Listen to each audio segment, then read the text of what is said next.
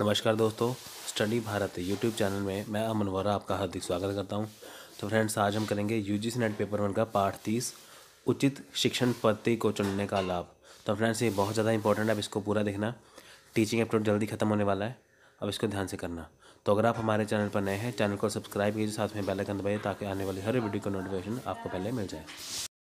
तो फ्रेंड्स, आप हमारा टेलीग्राम चैनल भी ज्वाइन कर सकते हैं, जिसके ऊपर आपको डेली का वीडियो लिंक मिलेगा, तो आपको वीडियो ढूंढना नहीं पड़ेगा। ठीक है फ्रेंड्स, आप डेली बस टेलीग्राम पे ऊपर जो वीडियो लिंक है उसको फॉलो कीजिए। अगर आपको पेपर 1 का स्टडी मटेरियल चाहिए, इसकी कॉस्ट है 1200 रुपये। तो ये आपको हिंदी और इंग्लिश दोनों मीडियम में मिलेगा। तो ये आपको कंप्लीट और अपडेटेड सिलेबस मिलेगा। इसके बाद आपको कोई भी बुक पढ़ने की ज़रूरत नहीं पड़ेगी।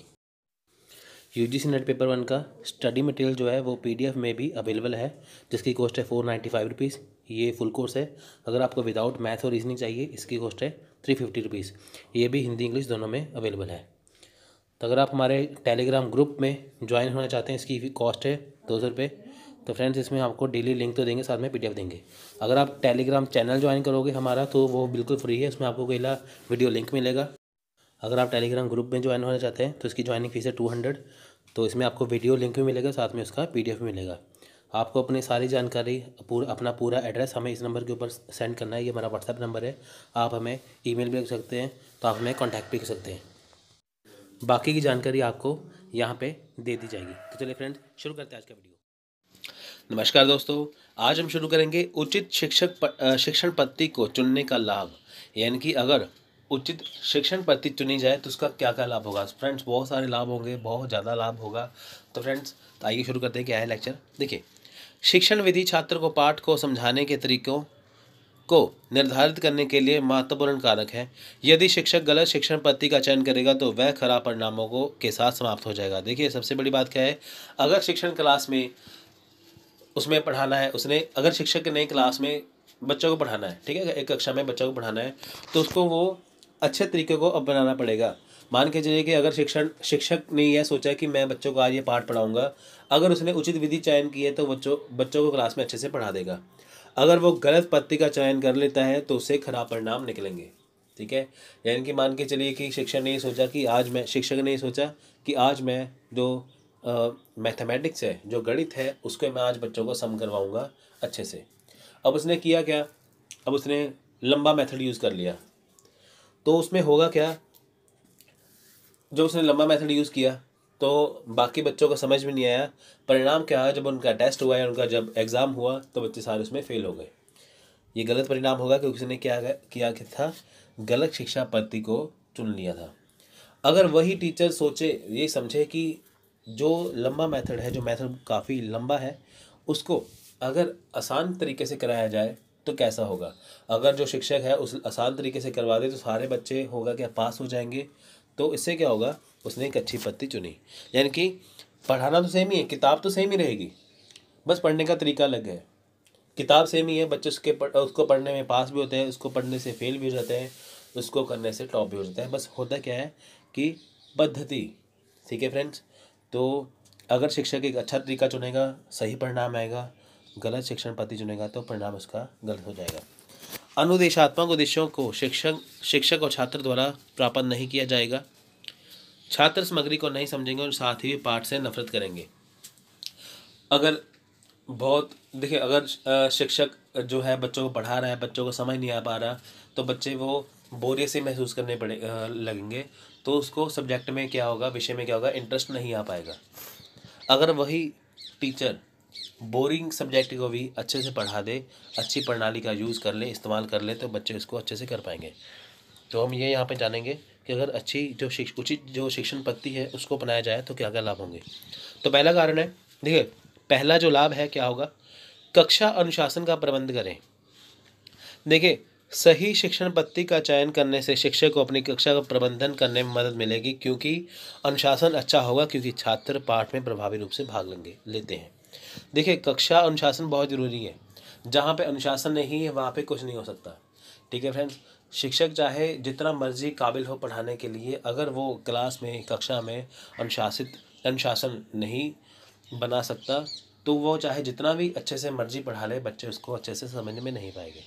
अब मान के चलिए कि शिक्षक क्लास में पढ़ा रहा है, बच्चे कुछ बाहर देख रहे हैं, कुछ उसका मजाक उड़ा रहे हैं, तो कुछ कैसे अपने काम में लगे हुए हैं, तो शिक्षक चाहे जितना मर्जी महत्वपूर्ण विषय पढ़ा ले, वो बच्चों को समझ में नहीं आएगा। कारण क्या है? अनुशासन की कमी। अगर कक्षा में अनुशासन बना के रखे तो शिक्षक जो भी पढ़ाएगा बच्चों को बहुत जल्दी से समझ में आएगा। ठीक है फ्रेंड्स, तो पहली बात तो क्या होगी, अगर उचित शिक्षण पद्धति चुननी है तो उसका लाभ क्या होगा, पहले कक्षा का अनुशासन करना बहुत ज़रूरी है। इससे क्या होगा, शिक्षण जो पद्धति है वो बहुत अच्छे से निकल के आएगी। तो बोरियत को दूर करें, शिक्षण संवादात्मक हो जाता है और दिलचस्प होता है, क्योंकि शिक्षक के पास छात्र को उनकी आवश्यकता के साथ जोड़ने का पर्याप्त समय होगा। तो शिक्षार्थी को उनकी मनोवैज्ञानिक आवश्यकता और शिक्षार्थियों की भावना मांग से ठीक होना महसूस होता है। देखिए इसमें क्या है, बोरियत को दूर करें। अब टीचर को लगता है कि देखिए सबसे बड़ी बात है कि आजकल स्टूडेंट को, जो छात्र हैं उनको जो एसएसटी है, सोशल स्टडी है, सामाजिक विज्ञान है, जिसमें हिस्ट्री इतिहास हो गया वगैरह, ये सबको बोरिंग लगता है। अब ये देखिए कि जो शिक्षक यह देखता है कि बच्चों को विषय जो है बहुत ज़्यादा बोरिंग लगते हैं, वो कैसे उनको सही करें। अब होता क्या है कि अगर बच्चों को जो बुक में पढ़ाया जा रहा है वो उनको समझ में नहीं आ रहा है, तो छात्र क्या करेंगे, उससे वो नफरत करेंगे सब्जेक्ट से, ही उनको समझ में नहीं आएगा। अब शिक्षक उसी सब्जेक्ट को पढ़ाने का तरीका अपना इस्तेमाल करे, उसको अच्छे से इस्तेमाल करे, तो वो होगा क्या, तो छात्र उसको अच्छे से समझेंगे। ठीक है फ्रेंड्स, यानी कि होता क्या है कि जो छात्रों को जो विषय जो सब्जेक्ट है वो समझ में नहीं आ रहा है, तो शिक्षक को चाहिए कि वो उस सब्जेक्ट को एक दिलचस्प तरीके से समझाए, एक संवाद पैदा करे। संवाद कैसे पैदा होगा कि यानी कि जो शिक्षक को चाहिए कि कक्षा में अगर कोई वो सब्जेक्ट पढ़ा रहा है तो उस सब्जेक्ट के ऊपर, कुछ विषय के ऊपर वो सबसे चर्चा करवाए। उससे होगा कि छात्र अगर उसके साथ जुड़ेंगे, साथ जुड़ने से वो सब्जेक्ट में इन्वॉल्व हो जाएंगे, जिससे वो उसको अच्छे से पढ़ पाएंगे। यानी कि कहने का सिंपल सा मतलब ये है कि जो छात्रों को बोरिंग लगता है उसकी बोरियत दूर करने के लिए शिक्षक को वही विषय को बहुत ज़्यादा इंटरेस्टिंग तरीके से पढ़ाना चाहिए, कि ताकि बच्चे उसको अच्छे से कर पाए। तो लास्ट पॉइंट है राहत, क्रोध और तनाव। तो फ्रेंड्स यहाँ पे आना था क्रोध और तनाव से राहत। अब देखिए अंत में उचित राहत, क्रोध और तनाव शिक्षण पद्धति का चयन शिक्षक और छात्र को क्रोध और तनाव से राहत दिलाता है। इससे एक शिक्षक को अपने शिक्षार्थियों को समझने में मदद मिलेगी। छात्र एक शिक्षक के साथ एक अच्छी दोस्ती निभाएंगे और अध्ययन की आदत को प्यार करेंगे। अब देखिए क्रोध और तनाव से राहत। अब देखिए कि जो स्टूडेंट है, जो छात्र है, उनको अगर कोई विषय, जो कोई चैप्टर वो अच्छे से समझ में ना आए तो उनको क्रोध आता है और तनाव महसूस करते हैं कि कैसे। आप देखिए कि जो गणित का है, जो मैथमेटिक्स है, बच्चों को अच्छे से समझ में नहीं आता तो उनको गुस्सा आता है, उनको क्रोध आता है कि हमें समझ में क्यों नहीं आ रहा, क्योंकि शिक्षक के द्वारा पढ़ाया गया जो मेथड है कई बार उनको समझ में नहीं आ पाता, तो तनाव में चले जाते हैं कि एग्ज़ाम को कैसे क्लियर कर पाएंगे। तो उससे होगा क्या, अगर शिक्षक एक अच्छी पद्धति का चुनाव करेगा, उसको अच्छे से समझाएगा, तो छात्र उसको अच्छे से समझ पाएंगे। शिक्षक को चाहिए कि वो छात्रों के साथ एक दोस्ताना व्यवहार करे, एक दोस्ती बना कर रखे, ताकि शिक्षक छात्रों को अपनी बात कह पाएँ और छात्र शिक्षक को अपनी बात कह पाए, और छात्र भी शिक्षक की बात को मानेंगे। ठीक है फ्रेंड्स, जिससे वो अध्ययन की आदत उनमें आ जाएगी। तो फ्रेंड्स ये था आज का लेक्चर। अगर आपको ये पसंद आया होगा तो वीडियो को लाइक और शेयर करना मत भूलिए। तो मिलते हैं अगली वीडियो में, तब तक के लिए धन्यवाद, थैंक यू, जय हिंद।